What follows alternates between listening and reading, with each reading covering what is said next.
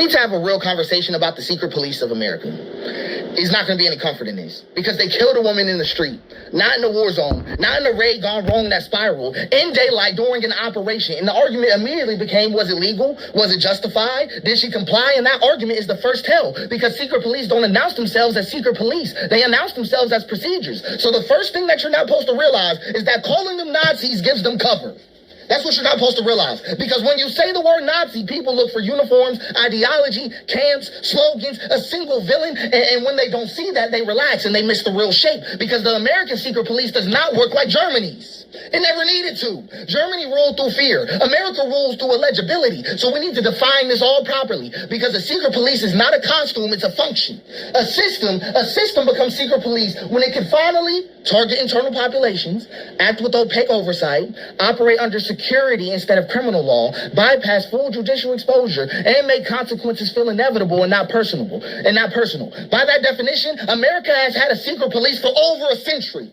Not all at once, not centralized, not theatrical. It was distributed, boring, and legal looking. I'm going to show you all the phases of it. Phase one, it was in the late 1800s, in the early 1900s, right? Because the U.S. didn't start with a state secret police. It started with private ones, right? Corporations would hire armed investigators to infiltrate unions, break strikes, intimidate workers, and kill when necessary. No constitutional issue. They're private.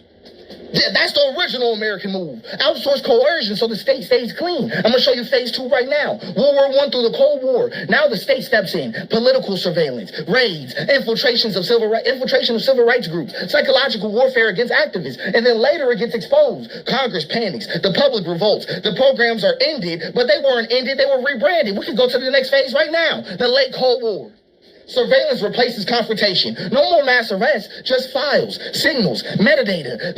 The logic, it changes from ideology to risk.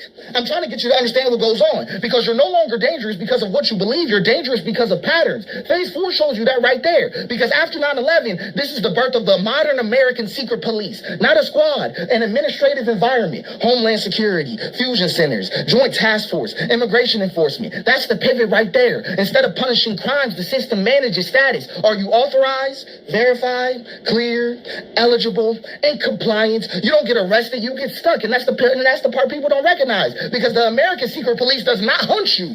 It never does. It makes it impossible for you to keep living normally. That's what it does. Your job stops working. Your lease fails verification. Your account gets flagged. Your travel gets delayed. Your appeal goes unanswered. There's no knock, no explanation, no villain, just friction until exit. And that's why the election's never interrupted because the system does not live in campaign promises. That's not where the system lives. It lives in databases, contracts, memorandums. It lives in discretionary authority. It lives in automated systems, interagency agreements. Presidents come and go. They understand that already. Infrastructure stays. You can vote out a person, but you cannot vote out a pipeline. You can't. And that's the part you weren't really supposed to hear because the murder matters, not because it was illegal. It was because it was ordinary. It fit inside the logic. An internal population, a security operation, an officer shielded by jurisdiction, and an investigation routed inward. No rupture. And that's not a failure of the system. That's the system functioning. So where's this all headed? We're not going toward mass terror. There won't be any camps tomorrow. Not uniforms. We're headed toward total normalization. A society where compliance feels like adulthood, silence feels like safety, visibility feels dangerous, and people preemptively shrink their lives. Not because they're scared of police, but because they're scared of falling out of the system because of what they could do. Because of how it's shaped. And now, just so you can really get it. The only way we can really interrupt the system like this, right? Now with elections, not any outrage. Now we're naming the villain. The only thing that can interrupt this system is forced visibility. Not exposure, visibility. Making administrative violence legible. Making illegibility decisions contestable. Breaking the fog where no one is responsible. And dragging the quiet decisions in the daylight. Secret police, they only die when they can no longer pretend they are natural, that they're neutral. That they're a natural cause in the environment. When the paperwork has to answer questions, when the algorithm has to testify, and when the system has to explain itself out loud. And that's why it's scary.